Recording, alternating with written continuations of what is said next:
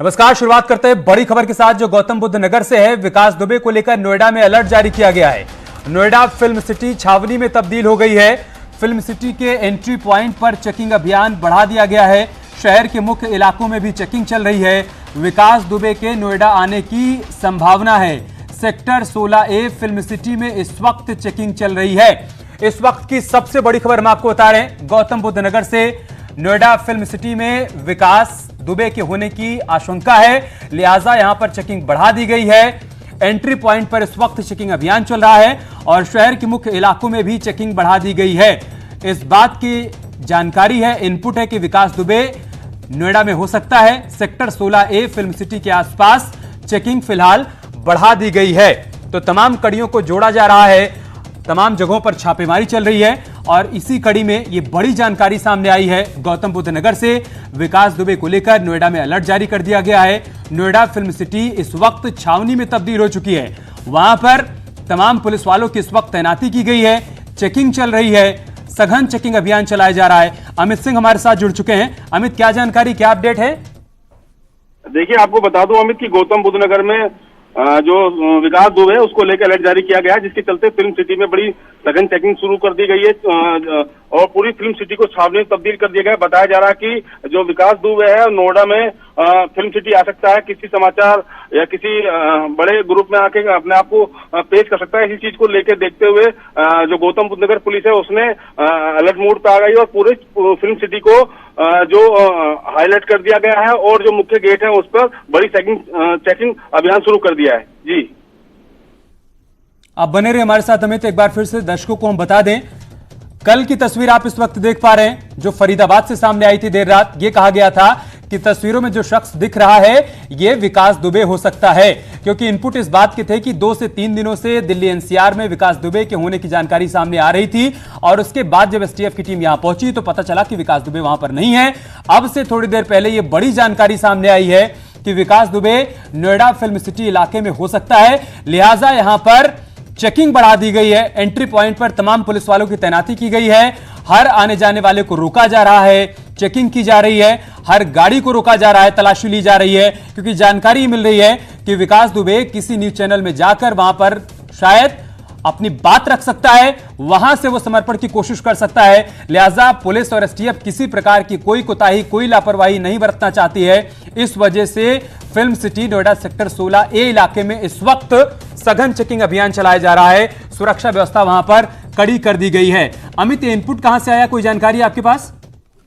देखिए, पुलिस को कहीं से मुखबिर द्वारा सूचना मिली थी कि जो विकास दुबे है वो कहीं ना कहीं जाके नोएडा में किसी न्यूज चैनल में अपने आप को जाके सरेंडर कर सकता है, पेश कर सकता है, जिससे वो अपने आप को सुरक्षित मानने की बात सामने निकल के आई है। चूंकि अंदर से इनपुट मिला था पुलिस को, तो उसी को देखते हुए पूरी फिल्म सिटी को अब छावनी में बदल दिया है। जो मुख्य रास्ते हैं या पीछे वाले रास्ते हैं, सब रास्तों में पुलिस तैनात है। एक एक गाड़ी की चेकिंग की जा रही है, एक एक व्यक्ति की पहचान की जा रही है। अगर कोई मास्क लगा के आ रहा तो मास्क उतार के भी उसकी पुख्ता जानकारी की जा रही है, आई कार्ड देखे जा रहे हैं। अगर कोई भारी व्यक्ति अगर फिल्म सिटी में आ रहा तो उससे किसी भी तरीके से घुसने से रोका जा रहा है। जी, और अमित, दोपहर में जानकारी सामने आई थी कि नोएडा में किसी कोर्ट में जाकर भी वो समर्पण कर सकता है, लिहाजा तमाम कोर्ट के बाहर भी सिक्योरिटी बढ़ा दी गई थी, वहां पर भी लोगों का मास्क हटवाकर चेकिंग की जा रही थी।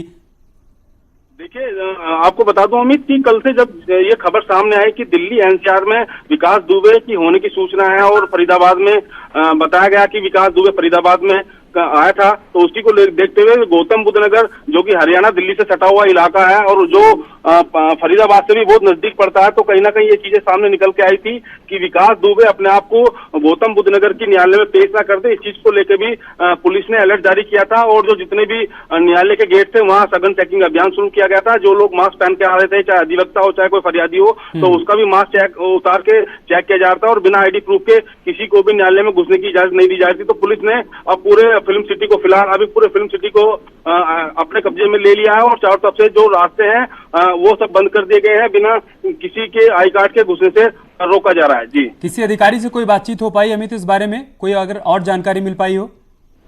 देखिए, अभी अधिकारी इस मामले में कुछ भी कहने से बचते नजर आ रहे हैं, क्योंकि ये दावा किया जा रहा है कि सूत्रों द्वारा जानकारी मिली थी कि जो विकास दुबे है नोएडा के फिल्म सिटी में आ सकता है। इस चीज को लेके अभी कोई पुलिस की तरफ से या किसी अधिकारी की तरफ से कोई पुख्ता बयान नहीं आया है, लेकिन जो फिल्म सिटी के सारे गेट हैं, रास्ते हैं, वहाँ भारी पुलिस बल तैनात कर दिया गया है। ठीक है अमित, आप बने रहे हमारे साथ। दर्शकों को सिलसिलेवार तरीके से एक बार फिर से पूरी कहानी बताते हैं।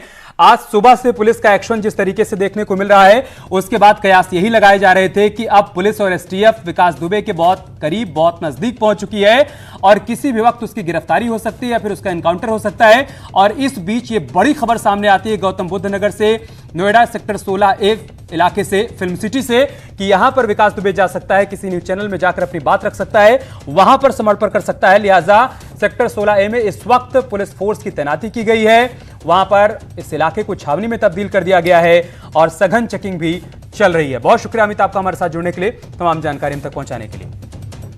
आगे बढ़ते हैं। कानपुर शूटआउट मामले में बड़ा खुलासा हुआ है। कानपुर शूटआउट का सबसे बड़ा षड्यंत्रकारी चौकी इंचार्ज के शर्मा ने ही दबिश की जानकारी लीक की थी। के शर्मा मामले के जांच अधिकारी थे, दबिश पर नहीं गए थे के शर्मा। के शर्मा को मालूम था कि वहां पर खूनी खेल होने वाला है। विनय तिवारी ने किसी के साथ जानकारी साझा नहीं की। सिपाही राजीव ने एसओ विनय तिवारी को बता दिया था कि विकास के मंसूबों के बारे में जानकारी दे दी थी कि उसके मंसूबे ठीक नहीं है, या तो दबिश टाल दीजिए या तो फिर वहां पर पुख्ता तैयारियों के साथ जाइए। उसके बावजूद विनय तिवारी ने लापरवाही बरती, ये जानकारी किसी के साथ साझा नहीं की, वहां पर दबिश दी गई और उसका खामियाजा यह हुआ कि 8 पुलिस वालों को अपनी जान गंवानी पड़ी।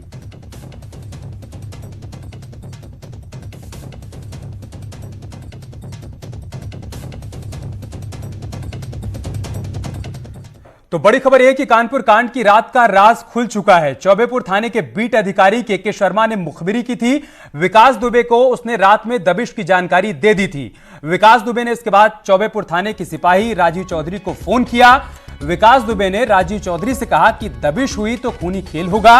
राजीव चौधरी ने फौरन ही इस बात की जानकारी एसओ विनय तिवारी को दी फोन करके, लेकिन राजीव चौधरी ने विनय तिवारी को दबिश डालने या फिर पुख्ता तैयारी की बात कही। बावजूद इसके विनय तिवारी ने राजीव चौधरी से मिली जानकारी को छिपा लिया। सीओ के साथ इस जानकारी को उसने साझा नहीं किया और उसका खामियाजा यह हुआ कि वहां पर दबिश दी गई और 8 पुलिस वालों की जान चली गई। मतलब आप सीधे सीधे ये समझिए कि विनय तिवारी और के शर्मा की मुखबिरी से ही 8 पुलिस वालों की जान गई है। ऋषभ मणि हमारे साथ इस वक्त जुड़ चुके हैं लखनऊ से, जिन्होंने ये बड़ी खबर हम तक पहुंचाई है। ऋषभ, सिलसिलेवार तरीके से थोड़ा बताइए उस रात की कहानी।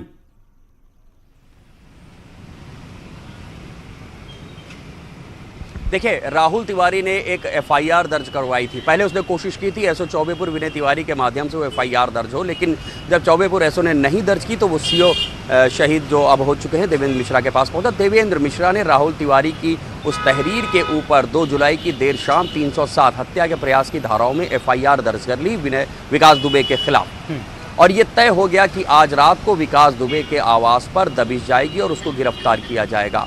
के शर्मा चूंकि इस एफआईआर के, इस मामले के आईओ इन्वेस्टिगेटिंग अफसर थे, विवेचक थे, तो उनको इस मामले में लीड लेनी चाहिए थी। वो बीट इंचार्ज थे, उनको मालूम था बिकरू गांव में कौन सी गली किस ओर जाती है, विकास दुबे के घर कहां से जाना ठीक रहेगा, किस तरफ से कितनी फोर्स हमें भेजनी चाहिए। लेकिन उन्होंने दबिश की ये जानकारी पहले तो खुद विकास को दे दी और उसके बाद जब रात को 12:11 पे, रात को 1 बजे ये दबिश जाती है तो खुद के शर्मा इस दबिश में शामिल नहीं होते हैं।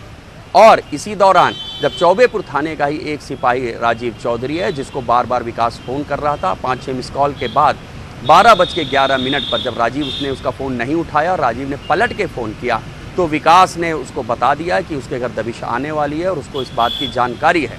विकास ने ये धमकी भी दी कि अगर आज दबिश आती है तो खूनी खेल खेला जाएगा, हम पुलिस को देख लेंगे, हम पुलिस से निपट लेंगे, खून की नदियां बहा देंगे, इस तरह की बातें उसने कही। राजीव ने उसी वक्त तुरंत तत्कालीन एसओ विनय तिवारी को विकास के मंसूबों की जानकारी दे दी। उसने बताया कि धमकी दे दी, वो तैयारी से बैठा है, कुछ अनर्थ हो सकता है। लेकिन विनय तिवारी ने ये जानकारी किसी भी अधिकारी को नहीं दी। अगर विनय को फिर भी जाना था दबिश पर तो विनय चाहते तो और फोर्स ले सकते थे, पीएसी ले सकते थे, लेकिन उन्होंने ये जानकारी किसी के साथ नहीं दी। रात को 1 बजे दबिश जाती है और चूंकि विकास वहां पर पूरी तैयारी से बैठा था, उसने रास्ता ब्लॉक कर रखा था जेसीबी लगा के, तो सबको पैदल जाना पड़ा था और वो पहले से ही घात लगा के बैठा हुआ था और उसने पुलिस के ऊपर फायरिंग कर दी, जिसकी सबसे बड़ी जिम्मेदारी थी के शर्मा, जो इस मामले के इन्वेस्टिगेटिंग अफसर थे। विकरू जो इलाका है उसके वो बीट इंचार्ज भी थे, उनको एक एक गलियों से वाकिफ थे वो, लेकिन वो खुद उसके बावजूद वो मौके पर नहीं गए। तो इन सारी बातों से एक बात साफ हो रही थी कि विनय ठीक है, बहुत शुक्रिया आपका हमारे साथ जुड़ने के लिए ऋषभ और तमाम जानकारी हम तक पहुंचाने के लिए। और इससे पहले चौबेपुर के पूर्व एसओ विनय तिवारी को गिरफ्तार कर लिया गया। मुठभेड़ के समय पुलिस टीम की जान खतरे में डालने और माफिया विकास दुबे से संबंध के आरोप में उसे गिरफ्तार किया गया। विनय तिवारी के साथ चौकी इंचार्ज के शर्मा को भी गिरफ्तार किया गया, जिसने मुखबिरी की थी, जिसने विकास दुबे को इस बात की जानकारी दी थी कि आज रात तुम्हारे यहां दबिश पड़ने वाली है। तो के शर्मा और विनय तिवारी दोनों ही गिरफ्तार हो गए। चौबेपुर में बितरू गांव में 8 पुलिस कर्मचारी एवं अधिकारियों की निर्मम हत्या में विकास दुबे को पूर्व में पुलिस पार्टी के रेड के द्वारा सूचना देने के आरोप में पूर्व एसओ विनय तिवारी एवं बीट प्रभारी के शर्मा को आज गिरफ्तार कर लिया गया है। उनको न्यायिक हिरासत में भेजा जा रहा है। तमाम एविडेंस कलेक्शंस के बाद ये तथ्य सामने आया है। ये जो पुलिस रेड के बारे में पहले से सूचित करने के बाद विकास दुबे के द्वारा अपने को सतर्क करते हुए चारों तरफ से एम्बुश लगा के पुलिस वालों को मारा गया है। और डिप्टी सीएम दिनेश शर्मा ने विकास दुबे को लेकर क्या कुछ कहा है, आइए आपको दिखाते हैं। माननीय मुख्यमंत्री जी की पहले से ही विचारधारा ये रही है कि अपराध के बारे में जीरो टॉलरेंस, और उन्होंने हमेशा उनके राज में अगर आप देखो तो माफिया तंत्र का निर्मूल करने का पूरा प्रयास पुलिस प्रशासन ने किया है। ये दुर्भाग्यपूर्ण घटना घटी है, ऐसी घटना भविष्य में न घटे इसके लिए सरकार पूरी तरीके से जो भी एसटीएफ की टीमें हैं, टुकड़ी हैं, उनको लगाया है। सिविल पुलिस अपने अलग अलग दस्ते बना के छापेमारी कर रही है और अपराधी का सर ऊंचा नहीं उठना चाहिए। अपराधी को उसके कृत्यों का कुकृत्यों का दंड मिले, इसके लिए हमारी सरकार प्रयत्नशील है। और आप देखो कि जिस तरीके से व्यापक पैमाने पर उत्तर प्रदेश के अंदर, उत्तर प्रदेश के बाहर भी जाके तलाश जारी है। सोचता हूँ जल्दी सारे अपराधी पकड़े जाएंगे, सारे अपराधियों दंडित होंगे। और चौबेपुर के तत्कालीन एसओ विनय तिवारी का कारनामा चलिए हम आपको दिखाते हैं। चौबेपुर थाने की टॉप 10 अपराधियों की लिस्ट में विकास दुबे का नाम नंबर 1 पे था, ये सब जानते थे। मगर तत्कालीन एसओ विनय तिवारी ने अपनी दोस्ती निभाते हुए यहाँ टॉप 10 की लिस्ट को इस कबाड़ में, जहाँ बिल्कुल कोई नहीं देख सके, इस बोर्ड को उठा के किनारे कर दिया था। चलिए पहले तो हम इस बोर्ड का दृश्य दिखाने की कोशिश करते हैं और देखिए कि किस तरह इस बोर्ड को किनारे रख दिया गया था। जबकि पहले नंबर पर विकास दुबे पुत्र श्री राम कुमार दुबे, ग्राम बिकरू, थाना चौबेपुर। और अपराध का प्रकार की बात देखिए, मारपीट और हत्या, HS नंबर 58 और मुकदमों की संख्या 152A और फोटो के साथ 1 से लेकर 10 तक जितने भी नाम अगर आप नजर पड़ सकती है तो देखा जा सकता है कि सबका, इनमें से किसी का भी अभी तक कार्रवाई नहीं हुई। जबकि वो 2019 में ये बोर्ड यहाँ लगवाया गया था और इस बोर्ड को अब एज इट इज यहाँ रख दिया गया। कहीं ना कहीं दोस्ती निभाई गई और उस दबंगई के आगे तत्कालीन एसओ ने इस नाम को भी दरकिनार कर दिया गया। अगर वक्त रहते इन टॉप 10 अपराधियों की धरपकड़ होती तो शायद पुलिस के जवान इतने शहीद नहीं होते। और इस वक्त मैं चौबेपुर थाने में खड़ा हूँ, पुलिस के पहरा देख सकते हैं। हमारे सूत्र बता रहे हैं कि विनय तिवारी इस वक्त जो तत्कालीन एसओ अंदर है और आपसे कुछ देर बाद। और विकास दुबे से करीबी संबंध होने के आरोप में गिरफ्तार चौबेपुर थाने के पूर्व एसओ विनय तिवारी ने 4 दिन पहले न्यूज 18 से बातचीत की थी, जिसमें उसकी अकड़ साफ दिख रही थी। चौबेपुर इलाके में जिस तरह से एक हत्याकांड हुआ, पुलिसकर्मियों के ऊपर गोलियां चलाई गई, उसके बाद चौबेपुर थाने के प्रभारी के ऊपर सबसे बड़े सवाल उठे हैं। विनय तिवारी हैं जिनके ऊपर सवाल उठाए गए हैं कि वो उनके कहीं ना कहीं मिली भगत है। इसको लेकर विनय तिवारी का क्या कहना है? विनय जी, आपके ऊपर कल से लगातार एसटीएफ के द्वारा शिकंजा कसा गया, पूछताछ हो रही है, कई सवाल उठ रहे हैं, तो क्या कहना होगा आपका? क्योंकि ये बहुत बड़ी बात है कि पुलिस महकमे के एक अधिकारी आप हैं, आप पर ही उंगली उठ रही है। नहीं, मेरे ऊपर कोई पुलिस विभाग द्वारा ऐसा कोई आरोप नहीं लगाया गया है और ना ही मुझसे किसी भी प्रकार की ऐसी कोई वगैरह की गई है। पुलिस विभाग मेरे साथ है और हम लोग इस दुर्दांत अपराधी का जल्द से जल्द खात्मा करेंगे, ये हमारा और हमारे अधिकारियों का पूर्ण विश्वास है। ये कहा जा रहा था कि विनय तिवारी जो नजदीकी संबंध हैं, ये कितना सच है इसमें?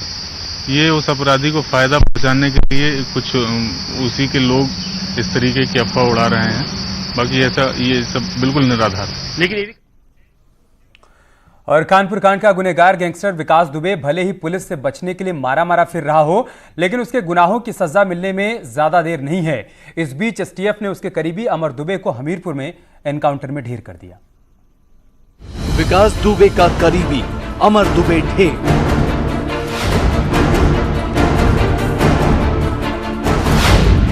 एसटीएफ ने एनकाउंटर में मार गिराया।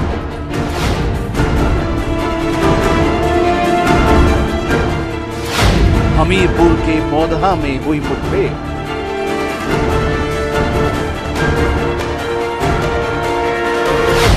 कानपुर कांड में था नामजद आरोपी। विकास दुबे के करीबी अमर दुबे को एसटीएफ ने हमीरपुर एनकाउंटर में ढेर कर दिया। सूत्रों के मुताबिक अमर दुबे फरीदाबाद में छिपा हुआ था और वो मौदहा में करीबी रिश्तेदार के घर छिपने गया था। रात में जब पुलिस ने हरियाणा के फरीदाबाद में दबिश दी तो एसटीएफ के दबाव में वो फरीदाबाद से मौदहा आ रहा था। सुबह करीब 6:30 बजे ये मुठभेड़ हुई। एसटीएफ से घिरने के बाद अमर दुबे ने तमंचे से फायरिंग की। जवाब में एसटीएफ ने भी फायरिंग की और वो मारा गया।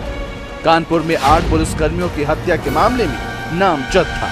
इस मुठभेड़ में इंस्पेक्टर मनोज शुक्ला, दरोगा सत्यप्रकाश और सिपाही राजू को गोली लगी है।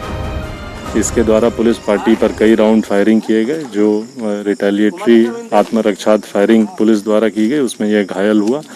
और इसके तरफ से जो गोलियां चलाई थी उसमें हमारे एसएचओ मौदहा और एक एसटीएफ के कांस्टेबल को गोली लगी है, उन्हें चोट आई है। उन दोनों को हॉस्पिटल भर्ती कराया गया है इलाज के लिए। अमर विकास के सबसे खास लोगों में से एक था। बताया जा रहा है कि 2 जुलाई की रात को जब पुलिस विकास दुबे के घर पर दबिश देने गई थी तो अमर दुबे भी वहां मौजूद था।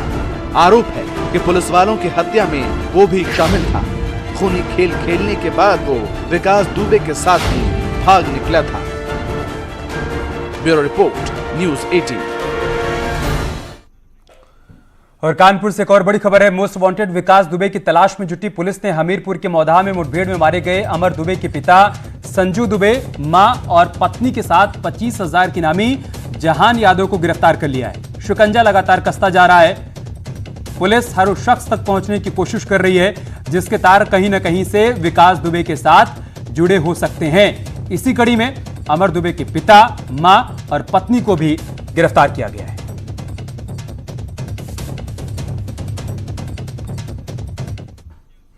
और अमर दुबे की दादी ने क्या कुछ कहा है, क्या कहा